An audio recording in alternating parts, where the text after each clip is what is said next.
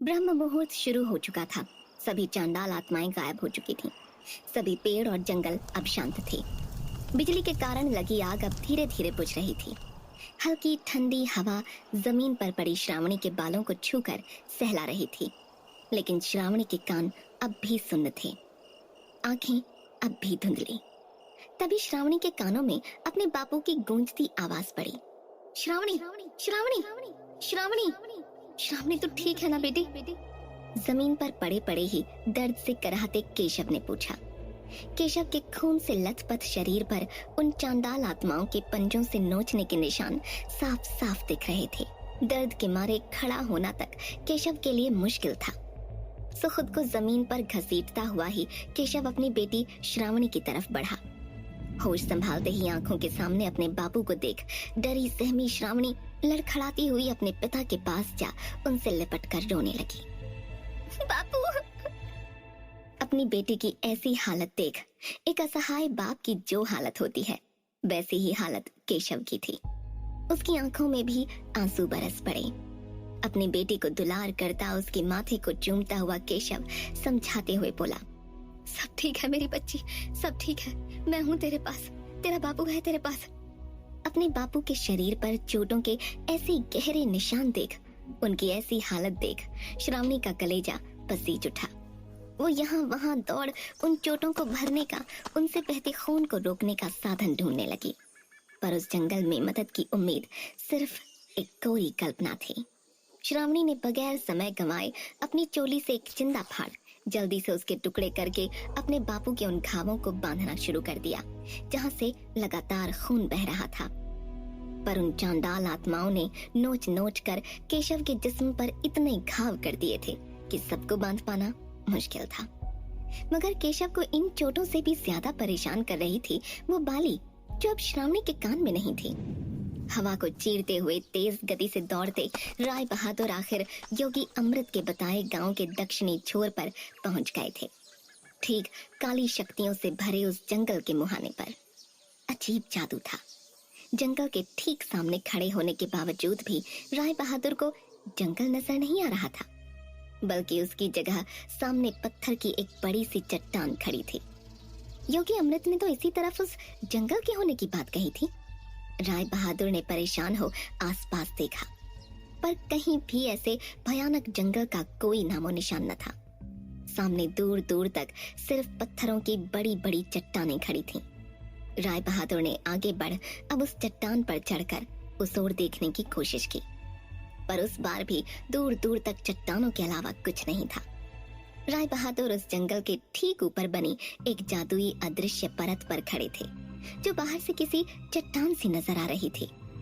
राय बहादुर सोच में पड़ गए कि योगी अमृत गलत कैसे हो सकते हैं, वो भी इतने नाजुक हालातों पर। समय बीतता जा रहा था। ब्रह्म मुहूर्त का पहला चरण शुरू हो चुका था। राय बहादुर ने विचार कर तुरंत भयनगर जाकर फिर से योगी अमृत से उस जंगल के बारे में पता करने का निर्णय लिया। राय बहादुर दौड़ते हुए उस चट्टान से उतरने लगे। ब्रह्म मुहूर्त के चलते अचानक जंगल के उन काले पेड़ों का रंग बदलकर हरा होने लगा। कई अजीबोगरीब पेड़ अपने आप जमीन से निकलकर उन काले पेड़ों की जगह लेने लगे। ये देख हैरान श्रावणी जल्दी से अपने बाबू को सहारा देती हुई एक बरगद के पेड़ के नीचे ले आई और उन्हें बैठाते हुए बरगद के पत्ते तोड़ वो जल्दी जल्दी उन्हें अपने बापू के घावों पर बांधने लगी, जिससे कि केशव के शरीर से निकलते झूलते हुए मांस के लोथड़े फिर से उसके शरीर पर चिपक जाएं। बस हो गया बापू, बापू अब हमें यहाँ से जल्दी से निकलकर गांव पहुँचना होगा। आपका बहुत खून बह चुका है, आपके घावों को तुरंत इलाज की जरूरत है। केशव के घावों पर पट्टी बांधती श्रावणी ने कहा। तो वहीं केशव की निगाहें काफी देर से कुछ ढूंढ रही थीं। केशव ने हार कर अब श्रावणी की तरफ देखकर कहा, श्रावणी बेटी तेरी वो बाली अब। ये सुनते ही अब श्रावणी को अपनी उस बाली का ध्यान आया। उसने कानों में देखा मगर वो बाली नहीं थी। घबराहट और डर से श्रावणी की सांसें तेज हो चलीं। वो तुरंत खड़ी हो उस बाली को ढूंढने लगी। कहाँ गई वो बाली?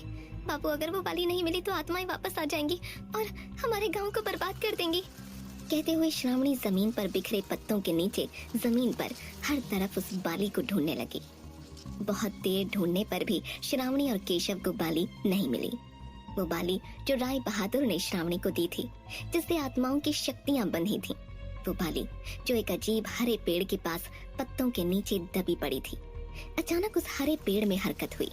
पलक झपकते ही अपने नुकीले कांटेदार मुंह को खोल वो हरा पेड़ उस बाली को निगल गया। श्रावणी पलटी, पर तब तक वो पेड़ ठीक अपनी जगह पर स्थिर खड़ा था। बाली अब श्रावणी से काफी दूर जा चुकी थी। श्रावणी और पूरा गांव अब एक बड़ी मुसीबत में था, जिससे उन्हें सिर्फ एक शख्स बचा सकता था, राय बहादुर। वहीं राय बहादुर तेजी से चट्टान से उतर उस जंगल से दूर हो रहे थे। वो जंगल ऊर्जा से चमकती उनकी सुनहरी आंखों के ठीक सामने था, मगर फिर भी उनकी नजरों से ओझल। राय बहादुर पलटे, वो गांव की तरफ लौटने ही वाले थे कि तभी सुनहरे रंग से चमकती उनकी आंखों की पुतलियां अचानक लुक झुक कर काली होने लगीं, जो कि उनकी आंखों की पुतलियों का वास्तविक रंग था। पलटते हुए राय बहादुर के कदम अचानक रुक गए। सुनहरी पुतलियों का यूं लुक झुक करना संकेत था कि उनकी शक्तियां कमजोर होने को हैं। मगर उस शैतानी जगह पर जाते ही अच्छी शक्तियां कमजोर होने लगती हैं। ध्यान रखिए, ये इतना भी आसान नहीं। अजीब और डरावनी भूल भुलैया है वो जंगल। योगी अमृत की कही ये बात राय बहादुर के कानों में कौंध उठी, और उन्हें ये समझने में देर न लगी कि वो काली शक्तियों से लैस उस भयानक जंगल के कहीं आसपास ही हैं। बस भूल भुलैया होने के कारण वो उसे देख नहीं पा रहे हैं। राय बहादुर ने ध्यान केंद्रित करते हुए अपने कदम पीछे लिए, और उनकी पुतलियां अचानक फिर से सुनहरी चमक उठीं। राय बहादुर ने अब दाईं ओर कदम बढ़ाए, पर उनकी आंखों की वो सुनहरी चमक जरा भी कम नहीं हुई। मगर जैसे ही राय बहादुर अपने सामने खड़ी चट्टानों की ओर मुड़कर खड़े हुए, उनकी आंखों की पुतलियां फिर लुक झुक कर काली होने लगीं। राय बहादुर उस जंगल में घुसने वाले अदृश्य द्वार के ठीक सामने खड़े थे। ध्यान रखिए, ये इतना भी आसान नहीं। अजीब और डरावनी भूल भुलैया है वो जंगल। एक ही चरण में श्रावणी को ढूंढना और वापस लाना होगा। अगर पहले चरण के खत्म होने से पहले वो वहाँ से नहीं निकली तो वो काली शक्तियाँ। योगी अमृत की कही हर बात एक के बाद एक राय बहादुर के दिमाग में गूंजने लगी। उन्हें एहसास था कि उनके जंगल में जाते ही उनकी सारी जादुई शक्तियाँ चली जाएंगी। अगर पहले ही चरण में वो श्रावणी को ढूंढ कर लाने में कामयाब नहीं हुए, तो फिर एक आम इंसान की ताकतों के साथ उन्हें उन काली शक्तियों का सामना करना होगा। मगर इसकी परवाह किए बगैर अपनी तलवार को म्यान से खींचते हुए राय बहादुर बोले, बहुत दिन हो गए म्यान में पड़े पड़े, आओ तलवार, तुम्हें भी थोड़ी ताज़ी हवा खिला दूं। कहते हुए राय बहादुर ने अपनी चमकती तलवार अदृश्य द्वार में गाड़ दी। तलवार को जमीन की ओर खींचते हुए उस अदृश्य द्वार को किसी पर्दे सा चीर दिया। सामने वही भयानक जंगल था। राय बहादुर हाथों में तलवार लिए बड़ी सावधानी पूर्वक जंगल में घुस गए। उनके जंगल में घुसते ही उनकी पुतलियों का सुनहरा रंग उतर फिर काला पड़ गया, जिसका मतलब था कि इस जंगल में उनका बाहुबल और तलवार ही उनके सहारे थे। इधर बाली के कहीं भी न मिलने पर बुरी आशंकाओं से घिरे केशव के मन में अपनी बेटी को लेकर चिंताएं बढ़ने लगीं। श्रावणी, मेरी एक बात मानेगी? हाँ बाबू, उस बाली के बगैर इस जंगल में होने का मतलब है मौत, तबाही। उन आत्माओं की शक्तियां फिर से आजाद हो चुकी हैं बेटी, और मेरी ये हालत। मेरी बात मान, अपने इस बूढ़े बाप के लिए तेरा यहाँ रुकना बेवकूफी है। मेरी बात मान और उन आत्माओं के वापस आने से पहले भाग जा यहाँ से, भाग जा। नहीं बाबू, और अब क्या? समय नहीं है श्रावणी। उस तूफान के पीछे दौड़ते दौड़ते इस जंगल ने कैसे मुझे चुंबक की तरह अंदर खींच लिया था पता नहीं, मगर इसका मतलब ये है कि यहाँ से निकलने का रास्ता है, और तुझे वो रास्ता जल्दी से ढूंढना होगा मेरी बच्ची। नहीं बाबू, मैं आपको छोड़कर कहीं नहीं जाऊंगी। जिद मत कर श्रावणी, मैं ठीक से खड़ा भी नहीं हो पा रहा हूँ और तेरे साथ यहाँ से निकलना नामुमकिन है। मैं तुझ पर बोझ बनकर तुझे परेशानी में नहीं डालना चाहता श्रावणी। देख समझ बेटा, यही बुद्धिमानी है। बोझ बापू, बोझ आप नहीं मैं हूँ। मेरे कारण ये सब हो रहा है, और आप कह रहे हो मैं आपको यहाँ उन आत्माओं के बीच अकेला छोड़ दूं? अपने बापू को छोड़ दूं, जिसने बचपन से आज तक मेरे लिए पूरे गांव से लड़कर मुझे पाला पोसा बड़ा किया, जिसने मुझे माँ का बापू का दोनों का प्यार दिया। दोस्त ना होने पर जो मेरा दोस्त बना, मेरा चाचा मामा मेरा पूरा परिवार बना। मेरे श्रापित होने पर भी मेरे लिए दिन रात परेशान होकर भी जिसने मेरा साथ कभी नहीं छोड़ा, मैं उसे छोड़ दूं बापू, छोड़ दूं? और फिर कहाँ जाऊं बापू? किसके लिए जले हुए भात और रोटी पकाऊं? किसे दिन भर परेशान करूं? किसे सताऊं? किसके जूतों में मेंढक डालकर उसे यहाँ वहाँ भगाऊं? कौन बापू? कौन अपने फटे कुर्ते को बार बार सिलकर पहनेगा, पर मुझे हर बार मेले से नई चोली और घाघरा लेकर देगा, जिसके लिए मैं ही सब कुछ हूँ, जो मेरे लिए मेरी पूरी दुनिया है। उसे यहाँ छोड़ दूं और चली जाऊं? नहीं बापू नहीं। कहते हुए श्रावणी सिसकियां लेने लगी। अपनी बेटी के मुंह से ये सब सुन केशव की आंखों से भी आंसुओं की बाढ़ लग गई, मगर अपनी भावनाओं को दबाकर केशव फिर बोला, देख श्रावणी, बहस मत कर बेटी, मान ले मेरी बात और भाग जा यहाँ से, वरना मैं डंडे से तेरी पिटाई लगा दूंगा। जमीन पर पड़े पड़े ही श्रावणी को अपने सीने से लगाते हुए मजबूर केशव रोते हुए बोला, पिटाई लगा दूंगा तेरी, भाग जा मेरी बच्ची, मैं तेरे हाथ जोड़ता हूँ। श्रावणी भी अपने बापू से लिपट कर फूट फूट कर रोने लगी, मगर गर्दन न में हिलाते हुए इस बार पूरे आत्मविश्वास से बोली, बापू आप मेरी पिटाई जरूर लगाना, पर भयनगर चलकर, मैं यहाँ आपको अकेला नहीं छोड़ने वाली। कहती हुई श्रावणी आसपास लगे पेड़ों की पतली टहनियां उचक उचक कर तोड़ने लगी। तो सुनती क्यों नहीं है मेरी बात? कैसे ले जाएगी मुझे यहाँ से तू? मेरे लिए खड़ा होना भी मुश्किल हो रहा है और तू ये क्या कर रही है तू श्रावणी? बस हो गया। कहते हुए श्रावणी टहनियां तोड़ तोड़ कर एक जगह इकट्ठा करने लगी और अब पूरी ताकत से बरगद के पेड़ से लटकती उल्टी शाखाओं को खींच खींच कर तोड़ने लगी। इधर राय बहादुर इस अजीबो गरीब जंगल को देख हैरान थे। अनदेखे पेड़, घुमावदार रास्ते, हर रास्ते से गुजरकर ऐसा लगता मानो भी कुछ देर पहले यहीं से गुजरे हों। तेजी से जंगल में आगे बढ़ते हुए राय बहादुर श्रावणी और केशव को ढूंढ रहे थे। पहले चरण में श्रावणी को इस भयानक भूल भुलैया जंगल में ढूंढना और यहाँ से फिर बाहर निकलना करीब करीब नामुमकिन सा ही था। तभी अचानक जमीन पर गिरे पत्तों में सरसराहट हुई। राय बहादुर तुरंत चौकन्ने हो गए। राय बहादुर ने जैसे ही जमीन पर बिखरे पत्तों के ढेर को अपनी तलवार से हटाया, एक जहरीला सांप उछलता हुआ फन फैलाए उनके सामने कुंडली मारकर खड़ा हो गया। इतने लंबे जहरीले सांप का आमतौर पर दिखना मुश्किल था। सांप ने गरज कर फुफकारा। सांप के उबलते जहर से बचते हुए राय बहादुर अपने आप को बचाते हुए बाईं ओर कूदे। सांप अब भी कुंडली मारे सामने बैठा था।